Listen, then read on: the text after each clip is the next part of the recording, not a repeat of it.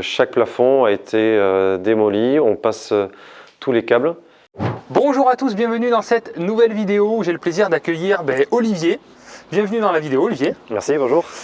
Bon alors du coup là on se gèle un peu, on brave le froid, comme vous pouvez voir pour vous proposer toujours du contenu de qualité, des bonnes vidéos sur le terrain, encore une fois. Donc Olivier, où on se trouve aujourd'hui? On est sur la commune de La Roche-Chalais en Dordogne. Ok, d'accord. Donc on est pas loin de Bordeaux? C'est ça, une petite heure de Bordeaux. D'accord. Sans autoroute. Donc petite ville, village Ville de 2000 habitants où il y a école, collège, la gare juste à côté, la petite commune juste à côté. Toutes les commodités. Très bien, je vous mettrai quelques images de la ville, elle est très jolie. C'est des beaux immeubles en pierre et tout, c'est assez sympa. Donc qu'est-ce qu'on va voir? Donc l'immeuble se trouve juste derrière nous, on va vous présenter ce projet. Alors c'est intéressant parce que c'est encore une fois un nouveau projet un peu différent de ce que j'ai l'habitude de vous présenter. Est-ce que tu peux nous en dire plus, Olivier? Donc à la base c'est une seule et même maison sur 3 niveaux.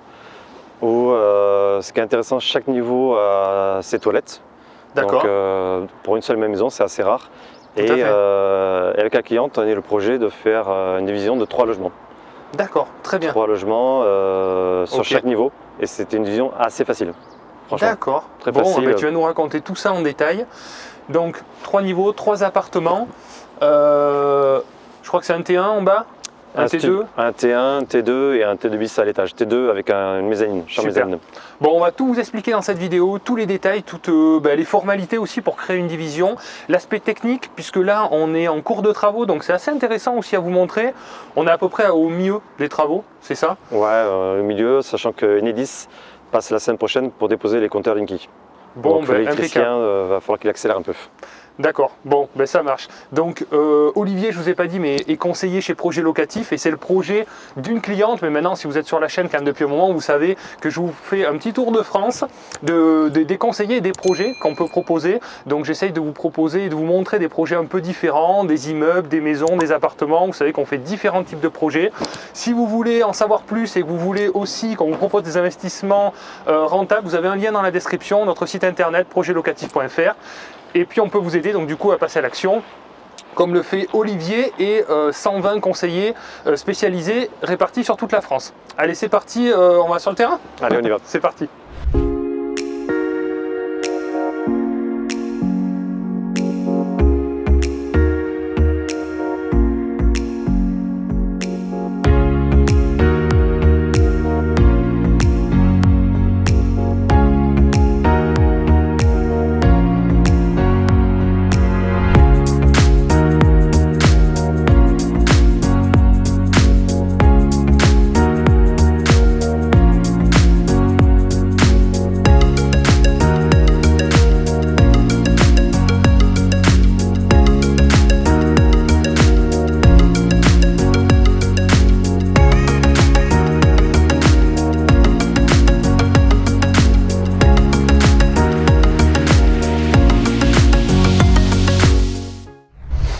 Donc pour commencer, on se retrouve donc à l'extérieur.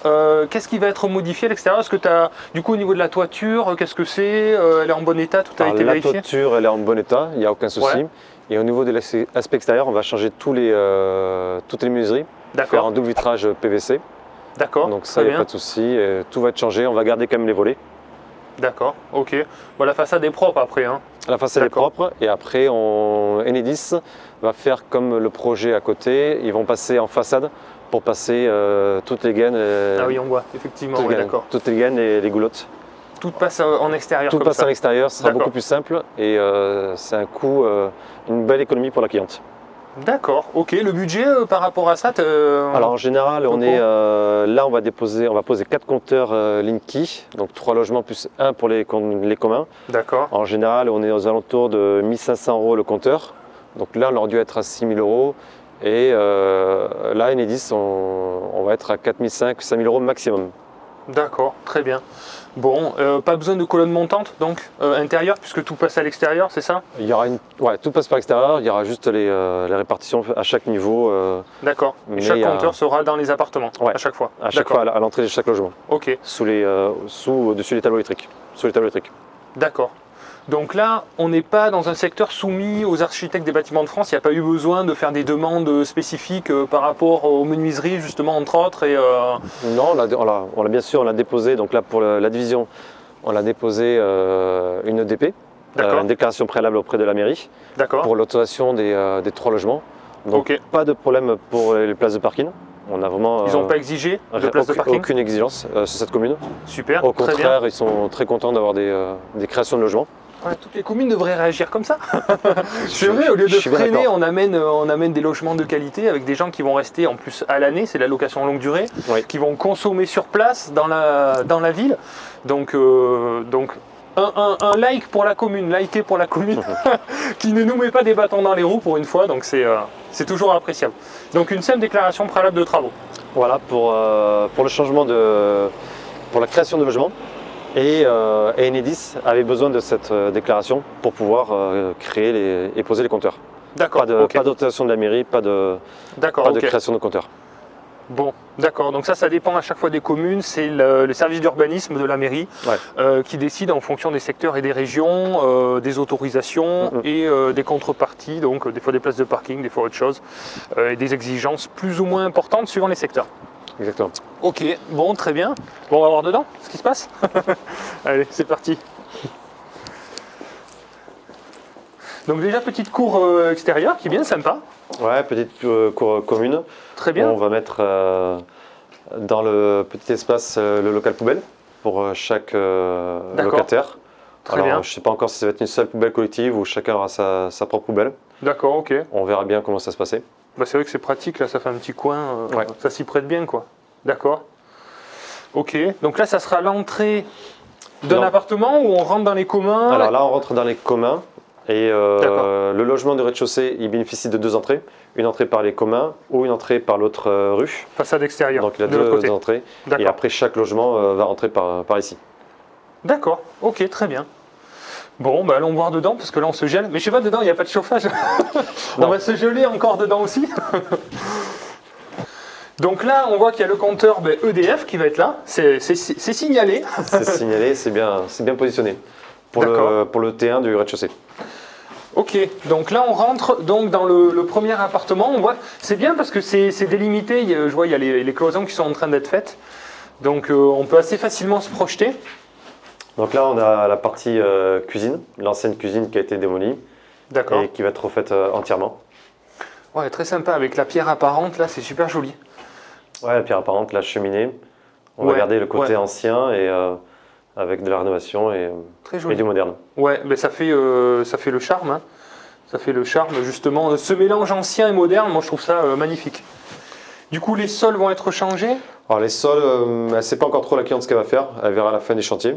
D'accord. Soit le refait, soit le rénove. Elle ne sait pas encore trop. C'est vrai que c'est du parquet. Bon, on voit qu'il est un petit peu abîmé à des endroits, mais c'est vrai qu'avec un aspect tout refait à neuf, avec un beau parquet bois, ça peut être sympa aussi. Hein. Un mix d'ancien et de moderne. Ouais. De conserver le charme de l'ancien, parce que moi, vous savez, sur la chaîne, je mets beaucoup de PVC à clipser, isolant. Donc c'est intéressant parce que phoniquement, effectivement, ça isole. Mais on perd quand même le charme de l'ancien. Donc c'est aussi un inconvénient, quoi. Exactement. D'accord. Donc là, on est dessous cave. Il y a les caves qui sont dessous. Ouais, il y a les caves dessous qui seront normalement pas autorisées aux locataires. Donc c'est très pratique pour toutes les évacuations. C'est assez facile pour le tout à l'égout.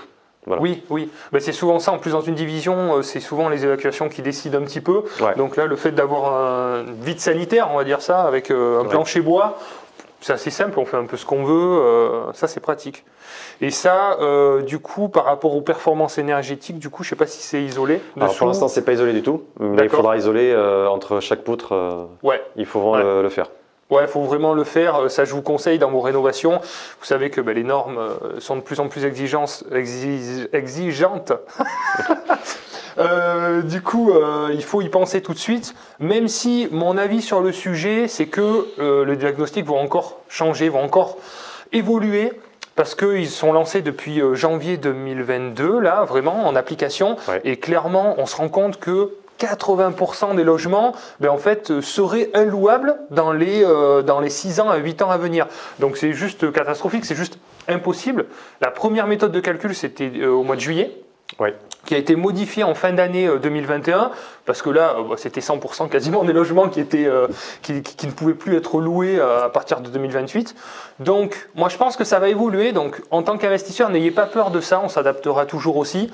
Il faut prendre les choses avec du recul, parce qu'un investisseur doit savoir aussi s'adapter aux situations, aux lois qui changent et tout ça. Donc le DPE et les diagnostics en général sont revus assez régulièrement, donc je pense qu'ils vont revoir aussi leur méthode de calcul parce que là c'est vrai que c'est assez contraignant, même si en tous les cas je vous conseille maintenant dans toutes vos rénovations de toujours isoler le bâtiment avant de changer le système de chauffage. Donc il faut isoler, là ça c'est assez simple à isoler, il y a des aides en plus qui existent. Les combles, il y a une déperdition de 30%, et les murs, quand on peut, que c'est pas trop coûteux, que c'est pas trop contraignant aussi, isoler les murs, et après on change le système de chauffage éventuellement quoi. Mais voilà, c'est des données en tout cas à prendre en compte maintenant quand on fait des grosses rénovations. Ouais, je suis d'accord, il faut anticiper, mais pas paniquer non plus. Ouais, c'est ça, exactement. Ouais, tout à fait. Faut pas paniquer. Moi, à mon avis, ça va s'adapter encore, ça va changer, comme ça vient de le faire il y a quelques mois. Donc là, on arrive dans l'espace salon, en fait, c'est ça? L'espace salon, pièce de vie, donc ça reste un T1. Je ne sais pas encore où va mettre la personne son coin nuit. D'accord. Ok. Ça fait une belle pièce, hein. Je ne sais Donc pas là, combien elle fait, mais... On est à peu près en surface, à peu près dans les 45 mètres carrés, à peu près, pour ce logement. Donc ce sera entre 40 et 45 mètres, ce sera un très très grand logement pour un T1. Ouais, ça fait grand. Hein. Et avec de la lumière qui rentre de chaque côté. D'accord. Et du coup, la partie haut? Alors, ici, donc là on a le Cumulus, on va sûrement mettre un placard. D'accord. Et donc là, c'est pas fini au niveau de la division. Ok. Donc là, on voit que c'est dessiné ici pour l'accès à la salle de bain. Donc là, la salle de bain n'est pas créée actuellement.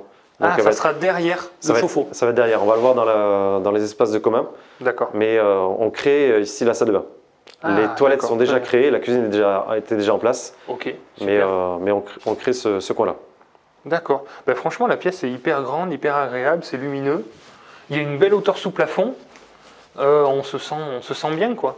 Je vois de la laine aussi. Ouais. Et au niveau des plafonds, donc comme il y avait une isolation phonique pas de très bonne qualité, donc chaque plafond a été démoli. On passe tous les câbles et on descend les plafonds et on fait une isolation phonique. On met de la laine. Donc pour avoir un confort de chaque locataire entre eux. C'est important. Franchement, ça c'est important, surtout sur des planchers bois, d'avoir une isolation phonique avec de la laine, c'est hyper important. Ouais. D'accord, très bien. Bon, ça nous permet de nous projeter un petit peu. Donc là, on est sur la porte qui donne sur la partie arrière. Sur l'autre avenue, sur la rue un peu plus passante de la commune. D'accord. Bon, on va voir la suite? Allez, on y va.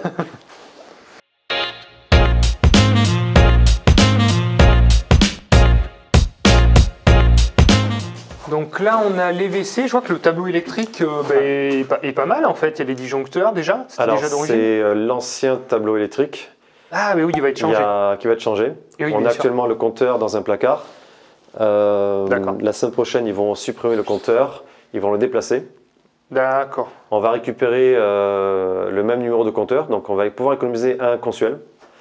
Donc, Nidis, ça a été assez franc. Franchement, il était assez souple. C'est sympa, ouais. Donc l'électricien, il va activer que 3 consoles au lieu de 4. Donc on va récupérer pour les communs. Et après, chaque appartement a son propre Linky et son propre tableau. Ok, super. Parce que c'est vrai qu'il y a cette partie-là à prendre en compte quand on change les compteurs. Il y a le consuel à faire pour chaque appartement. Voilà. Donc le consuel, c'est une expertise électrique qui voit si toutes les normes sont bien respectées. Donc les prises aux bonnes distances par rapport au point d'eau, enfin il y a tout un tas de normes d'ailleurs qui changent assez régulièrement. Donc pensez bien à ça, c'est-à-dire que si vous faites poser un compteur, derrière il faut que l'appartement soit aux normes électriques, ce qui n'est pas toujours le cas dans l'ancien. Donc c'est pour ça que là tout est refait, on voit que toute l'électricité est repassée avec les bons câblages et les bonnes normes. Mais sachez que si vous faites ça, il faudra respecter en tous les cas le consuel. Ouais, ça garantit vraiment des normes électriques et de la tranquillité pendant plusieurs années. Ouais, tout à fait. Donc là, je vois qu'on a un WC indépendant, d'accord. Donc la VMC sera posée aussi? Oui, donc chaque point d'eau, toilette, salle de bain et cuisine aura sa propre VMC indépendante. D'accord, parfait. Donc il n'y aura aucun souci d'humidité puisque tout sera isolé et aux normes. D'accord, ok. Ça reste indispensable. VMC, alors maintenant quand on veut améliorer les performances énergétiques, VMC hydrométrique ça fonctionne bien aussi. On gagne un petit peu, bon pas grand chose, mais un petit peu. Voilà, et pareil sur les ballons d'eau aussi, les ballons d'eau thermodynamiques, mais par contre le prix n'est plus du tout le même, hein. On est sur un peu plus de 2500-3000 euros posés, parce que le ballon thermodynamique, je viens de découvrir ça en fait, je savais pas comment ça fonctionnait. Moi je pensais que c'était un ballon en fait un peu plus performant, mais il n'y avait pas en soi une révolution technologique plus que ça, mais en fait si c'est une pompe à chaleur en fait qui est intégrée au ballon, et donc il faut des arrivées d'air intérieur, extérieur, il faut un groupe, etc. Et donc techniquement ça demande énormément plus de boulot en fait. Donc c'est pas toujours faisable, c'est pas toujours possible quoi. Moi je les connais pas, mais c'est vrai que c'est un coût assez important pour l'investissement locatif. Je suis pas sûr. Franchement c'est un coût. Alors après ça joue pas énormément sur la note énergétique. Mais quand on est un peu juste, c'est des petites choses qui peuvent faire basculer sur la bonne note. Mais j'ai eu une discussion hier avec un diagnostiqueur, parce que c'est un peu le sujet d'actualité, qui revient, et il me dit, mais moi, sur les petits logements, il me dit, j'arrive jamais à être en D. Il est toujours en E, F ou G. Sur les petits logements, il n'arrive pas, même en mettant tout ce qu'il y a de mieux, il n'arrive pas à descendre en dessous. Donc c'est assez incroyable, donc bon, évidemment, ça risque d'évoluer, j'espère. Et il m'expliquait sur des logements où il n'y avait pas de ventilation du tout, il n'y avait pas de VMC, et il y avait finalement juste des aérations aux fenêtres, des grilles d'aération aux fenêtres. Sans VMC, ça a amélioré la note. Donc il y a des incohérences comme ça, par exemple, parce qu'à partir du moment où il y a une VMC, ça va aspirer l'air extérieur. C'est le but d'une VMC, de faire un roulement d'air. C'est une sorte de déperdition, bien sûr. Et donc lui, il expliquait que ça améliorait de ne pas avoir de VMC si on avait des grilles aux fenêtres. Bon. Alors que ça serait un gros souci d'humidité. Bah évidemment. Alors, c'est stupide. Évidemment que je ne vous conseille pas de faire ça, parce que vous aurez de suite de l'humidité et c'est vraiment le poison des investisseurs. Mais voilà, donc c'est des petites subtilités comme ça en termes de DPE qui sont un petit peu incohérentes. Ou comme sur les anciens logements, si vous avez des grilles d'aération hautes et basses, comme ça se fait souvent sur les anciens bâtiments, si vous les bouchez avec une tapisserie ou quoi, parce que ça, les aérations naturelles hautes et basses font énormément chuter la note. Si vous les bouchez avec un bout de tapisserie, il ne les compte pas en ouverture. D'accord. Voilà, c'est cadeau, c'est les petites astuces du jour. Du coup, alors là, on atterrit dans les communs. Communs, on n'a pas encore vu la salle de bain du studio. Exact. Très bien, d'accord. Donc là, ça va être fermé à ce niveau. D'accord. On va créer la douche devant. Le meuble-évier vasque va être à gauche avec le sèche-serviette électrique, puisque tous les logements seront en électricité. Et l'ouverture sera juste en face. D'accord. Ok, ouais, je vois bien. Tout sera neuf. Voilà. Ouais, parfait, il y a l'emplacement, on gagne un peu là et ça évite d'empiéter sur la haute pièce. D'accord. Et donc là, c'est l'espace des communs. Donc en bas, on a la cave. D'accord. Tout l'espace cave. Cave avec toutes les évacuations, les compteurs d'eau, le compteur d'eau général. Il y aura un seul compteur d'eau ici. D'accord. Ok. Et donc après, des petits divisionnaires dans chaque appart. Exactement. Ok. 3 comptes divisionnaires. D'accord. Et après, donc là, on monte aux étages, premier étage, deuxième étage. Très sympa avec la pierre. Ouais, c'est magnifique.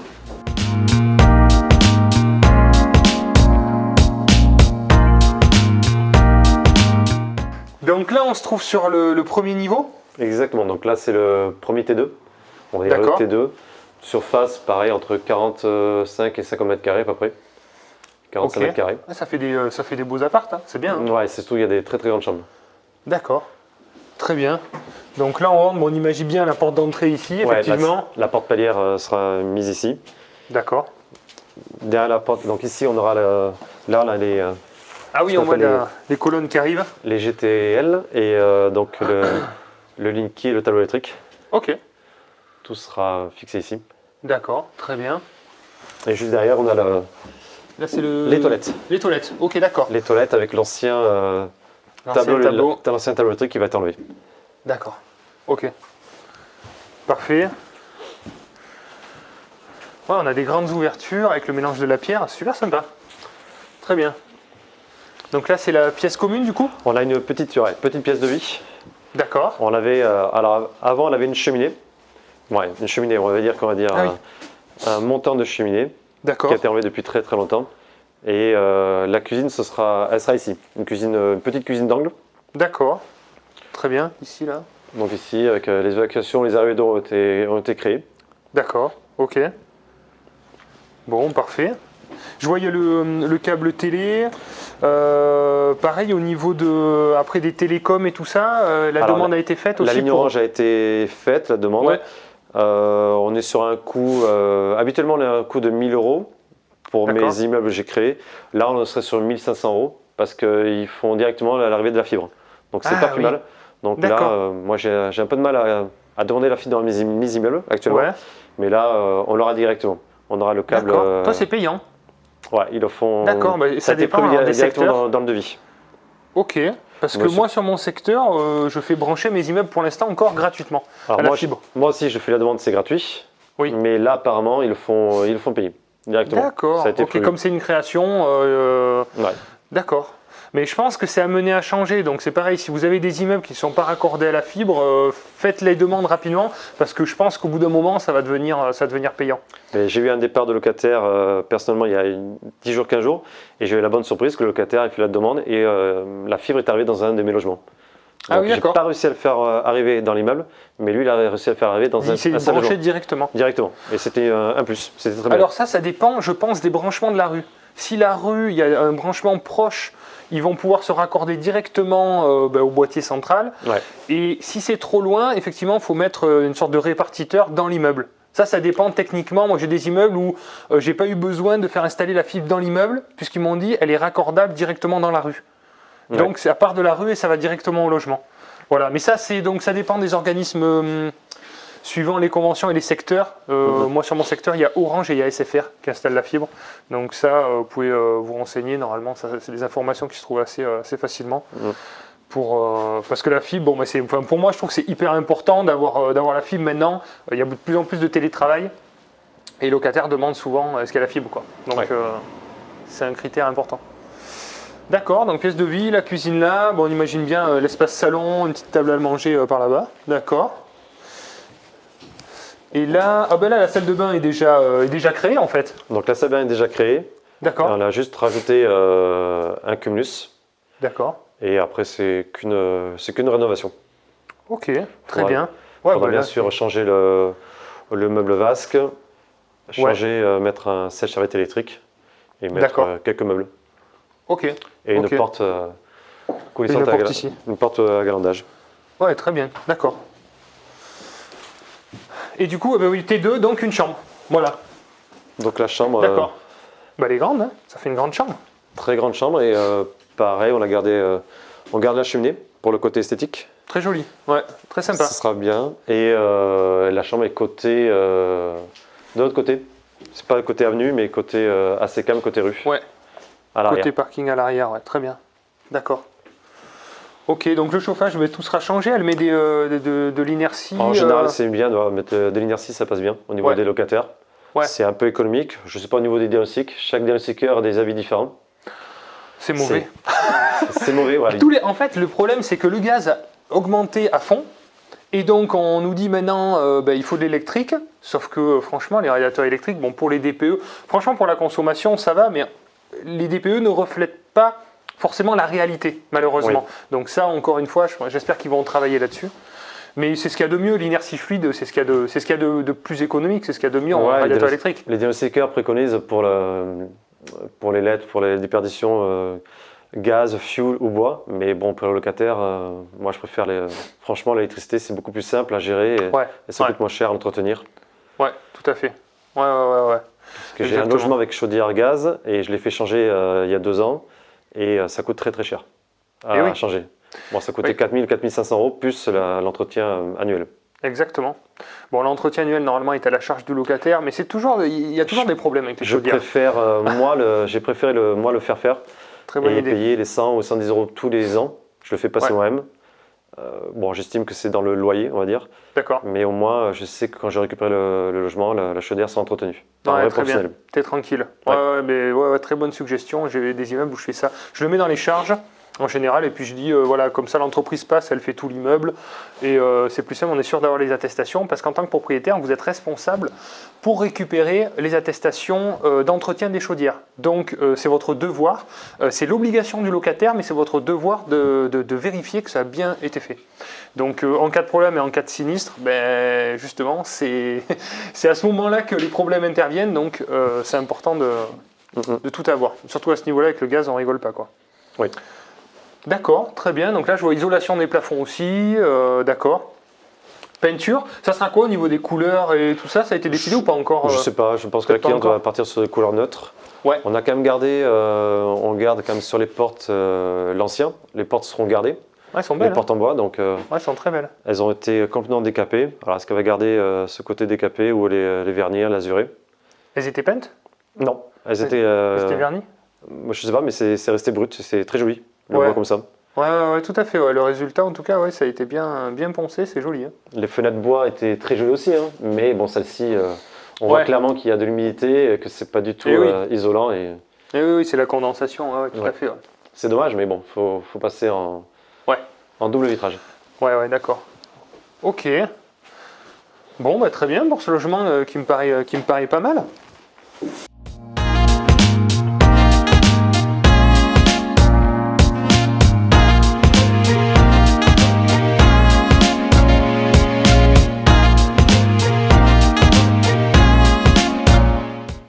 Donc là, pareil, salle, on a les toilettes en rentrant. Donc pareil, ils étaient déjà existants. Okay. Et à la porte palière et le compteur électrique. Et après, au niveau de la pièce de vie, la cuisine était déjà créée. Donc, très belle surprise. Très belle surprise. Il y aura très peu de travaux à faire ici. Parce que, mis à part les peintures et l'électricité, la plomberie, il n'y avait pratiquement rien à faire. La cuisine était déjà créée. La salle de bain est déjà créée. Les toilettes sont déjà créées. D'accord. Il y a juste changement de menuiserie et un rafraîchissement, hein, tout simplement. Ouais, tout simplement. Ouais, là c'est assez simple, on se projette assez bien. À l'époque, dans la maison, il y avait plusieurs salles de bain, il y avait plusieurs cuisines, pardon. Alors à l'origine, au rez-de-chaussée, c'était un ancien local commercial. Dont le propriétaire, on va dire un bureau d'études d'architecte, je crois. D'accord. Que le propriétaire à sa retraite a enlevé et il a fait un seul et même logement. D'accord. Donc il avait 2 chambres, 3 chambres, il avait un coin lecture, un coin salon. D'accord. Sûrement qu'il devait ici. Et ça c'était la cuisine principale du coup? Il y avait la cuisine principale, elle était quand même au rez-de-chaussée, je pense. C'était au rez-de-chaussée, ça c'était un bout de cuisine supplémentaire. Je pense qu'il devait inviter la famille, des amis ici. C'est pas mal, vous avez récupéré les évacuations, les arrivées d'eau, en termes de travaux c'est pas mal quoi. Ouais, et à chaque fois dans chaque cuisine il y aura l'emplacement lave-vaisselle et on peut faire l'emplacement lave-linge dans les salles de bain. Il y a vraiment de la place. Très bien. Et c'est un plus d'avoir. D'avoir les deux. Personnellement, les locataires sont bien contents d'avoir la possibilité de mettre lave-linge et lave-vaisselle. Oui, je suis d'accord. C'est demandé maintenant. Donc là, T2, c'est ça, avec l'espace mezzanine. Ouais, on peut dire T2 bis. Alors, on peut pas dire T3 parce que c'est pas fermé, mais T2 bis. Super agréable. En tout cas, ça fait une belle hauteur sous plafond. Je ne sais pas si vous vous rendrez compte en vidéo, mais c'est super agréable. Avec la pierre apparente et tout, vraiment très très sympa. Bon là, la salle d'eau est d'accord, qui était déjà existante. Ouais, il y a pratiquement. Il a la chambre sur l'arrière. D'accord. Ok, bon, là, il n'y a pas grand chose à faire, effectivement. Il n'y a pas grand chose à faire. Non, il y a juste l'électricien qui est passé pour faire tout ça. Il n'y a pas besoin d'isoler. Donc là, les plafonds, ce qu'il y a dessus, il y a la mezzanine. D'accord. Bon, très bien. Écoute, je te propose qu'on aille peut-être se mettre en bas et on va parler un petit peu des chiffres du projet, de comment tu as trouvé le bien, de la partie financement, fiscal, enfin on décrypte un petit peu tout ça. Oui. Allez, c'est parti.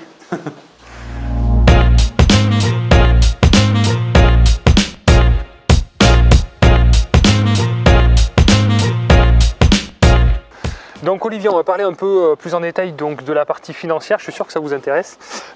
Évidemment, c'est normal. Quel est le coût total de ce projet? Coût d'acquisition, montant des travaux? Donc on était sur un prix d'achat, frais d'agence inclus, à 90 000 euros. Ouais. Donc là-dessus, on rajoute la commission projet locatif, frais notaire. D'accord. Et après, sur les travaux, on est aux alentours de 55 000 euros. D'accord. Donc sur un projet total, un tout petit peu moins de 170 000 euros. D'accord. Un peu moins. Ok. Et les perspectives financières de revenus? Alors pour l'instant, on est basé sur l'ensemble des 3 logements qui seront des logements tout en meublé à peu près entre 1250 et 1300 euros de loyer. D'accord, donc on est sur une moyenne de 15 000 euros. On est à 9%, ouais, plus de 9% en brut. 9%, tout sera complètement neuf, complètement rénové. Ouais. Donc de la tranquillité pendant plusieurs années. Oui. En amortissement en LMNP, meublé. D'accord. Et ça lui ferait, et ça lui fait à peu près 850 euros de mensualité. Elle a pris crédit, elle a pris 2 ans de report, sachant qu'on a basé sur à peu près 6 à 8 mois de travaux. Là, on est à 4 mois, 5 mois de travaux et on peut espérer pour le printemps loué, si ça avance correctement. Et donc, elle pourra éventuellement laisser courir son différé pour faire un petit peu de trésorerie, parce que bon, le différé, vous savez sûrement, vous payez que des intérêts. Donc là, sur une mensualité à 870, on va dire grosso modo, elle va peut-être payer 200 euros par mois pour 1200 euros, 1300 euros de revenus locatifs. Donc ça fait quasiment 1000 euros qu'on peut mettre de côté. Bon, il y a la taxe foncière, mais la taxe foncière n'est pas chère, j'ai vu, c'est 1000 euros par an. Oui. Donc ça permet de se faire un petit socle de trésorerie pour pallier aux petits aléas, aux petits inconvénients qu'il peut y avoir dans le temps, quoi. Oui, elle a mis 10 000 euros d'apport et en moins d'1 an, ce sera déjà récupéré plus de la trésorerie. Donc c'est vraiment un très bon projet. Excellent. Oui, puis comme tu dis, tout est rénové, tout est neuf, donc c'est bien parce que dans le temps, on est plus tranquille. Rapidement, puisqu'on en a parlé, donc 90 000 euros d'acquisition, 8 000 euros de frais de notaire, 55 000 euros de travaux, les honoraires, donc projet locatif de 7 000 euros, ce qui nous fait un total à financer de 167 500 euros. La cliente donc a mis un petit peu d'apport avec une durée de 20 ans, ce qui lui fait une mensualité de 840 euros par mois. Voilà les perspectives financières des loyers estimés. Pour l'appartement du rez-de-chaussée, donc 390 euros. Pour l'appartement du T2 premier étage, donc 410 euros. Et le grand appartement en duplex, donc T2 bis, 450 euros. Ce qui nous fait un total de 15 000 euros annuels.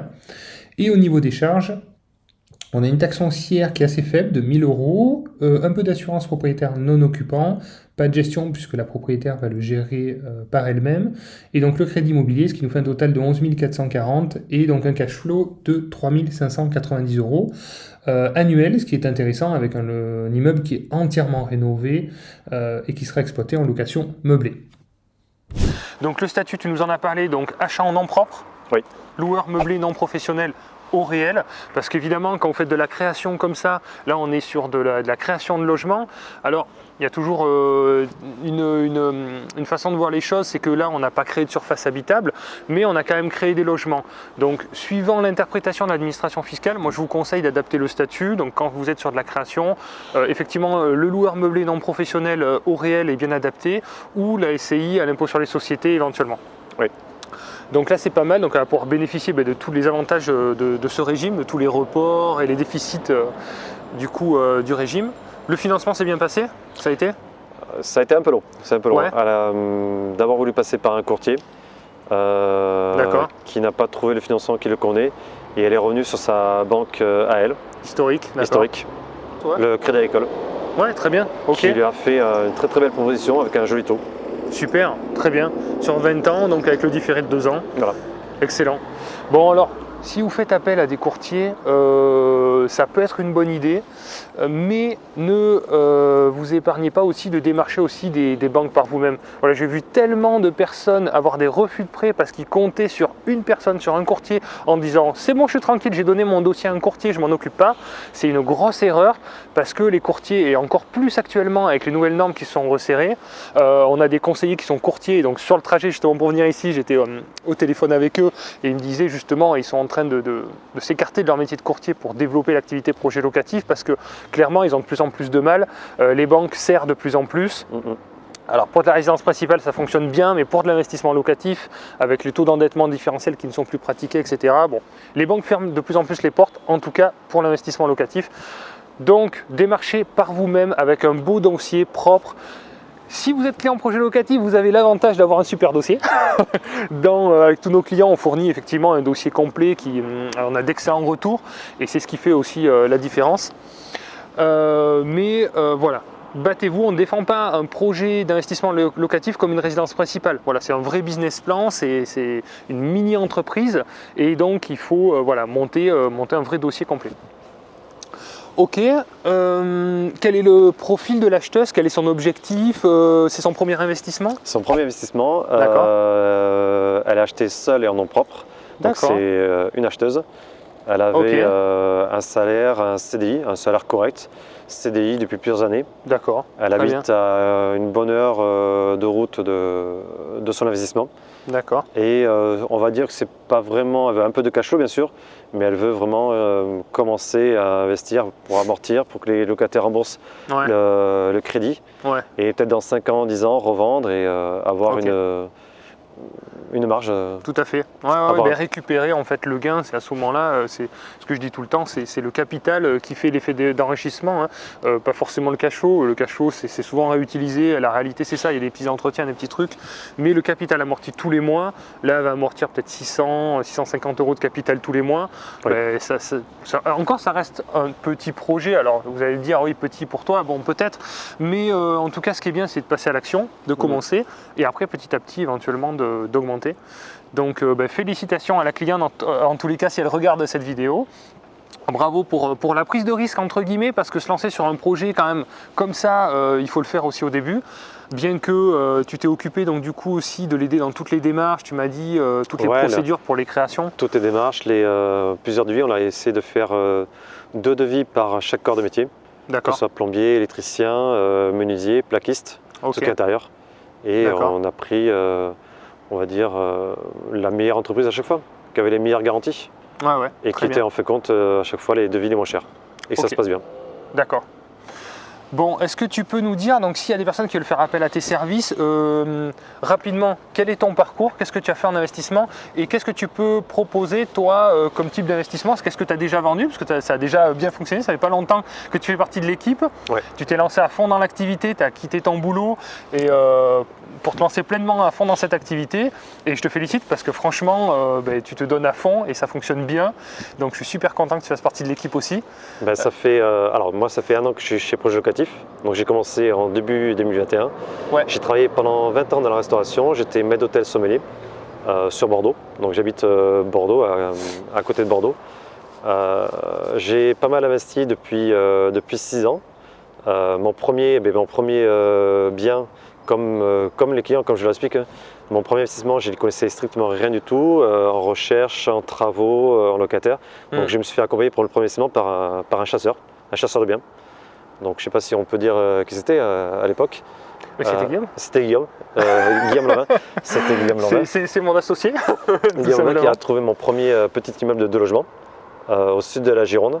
Et après, je me suis débrouillé tout seul. J'ai continué, j'ai avancé. Donc maintenant, je suis avec ma femme. On a tout acheté avec ma femme, soit en nom propre, soit en SCI. D'accord. Et maintenant, on est à 11 lots dans différents immeubles. Et après, au niveau projet locatif, j'en ai fait, en 2021, c'est pas trop mal passé. J'ai fait 6 ou 7 signatures. D'accord. Et c'est des immeubles principalement? Principalement, des immeubles. Un seul appartement dans une petite copro, qui était une vraie opportunité. D'accord. Mais sinon, la plupart, c'est que des immeubles. D'accord. Des immeubles un peu partout, autour en Aquitaine, c'est un bon secteur. Voilà. Donc toi, c'est ton secteur Aquitaine, Nouvelle-Aquitaine. 1h30, 2 heures autour de Bordeaux. Bien que tu te fais mentir, puisqu'hier, tu m'as dit que tu as été à 3 heures visiter un immeuble. Bon, l'immeuble vaut le coup, parce que c'est un immeuble à un peu plus d'1 million d'euros avec 15 appartements. On va pas trop dire le secteur, parce que c'est en cours, mais voilà, tu t'es donné aussi la possibilité d'aller loin pour des gros projets. Voilà, quand ça vaut le coup. On est à 3 heures, 3h30 de route de Bordeaux. Donc un bel immeuble de 15 lots. Avec 9 appartements, locaux commerciaux, bureaux, profession libérale. Tout à fait. Donc on va essayer de voir donc là, en direct propriétaire, donc c'est pareil, si vous êtes propriétaire et que vous avez des investissements locatifs à vendre, sachez que Projet Locatif travaille également en mandat de vente. Alors on travaille effectivement beaucoup en mandat de recherche, parce que c'est notre cœur de métier, mais on a de plus en plus de personnes aussi qui préfèrent confier leurs biens à la vente à une entreprise spécialisée comme la nôtre, plutôt que faire appel à des agences immobilières lambda qui n'ont pas le même regard et pas la même spécialité, pas la même analyse pour vendre les investissements locatifs. Donc voilà, je vous passe le message aussi également, on a de plus en plus de personnes qui nous contactent en direct, et bien sûr c'est des projets et des produits qu'on propose directement à nos clients. Ouais. Voilà, quand les projets sont intéressants. Voilà, bah écoute, merci Olivier, merci beaucoup pour ce partage. Merci beaucoup Robin. Bah écoute, avec plaisir, merci pour ta participation et pour le partage de ce beau projet. J'espère que cette vidéo vous a plu. Si c'est le cas, bah, je vous invite à mettre un petit like. Si vous avez des questions, vous avez la rubrique commentaires, on y répondra avec plaisir. Si vous voulez faire appel à Olivier, vous le savez, vous avez le formulaire juste en dessous. Sinon, merci d'avoir regardé la vidéo et puis on se retrouve très vite. On a pris un bon rythme maintenant toutes les semaines, hein. Donc voilà, encouragez-moi s'il vous plaît, parce qu'on a froid, on se les gèle. Et puis merci à tous d'avoir regardé la vidéo. On se retrouve très vite. Ciao, ciao.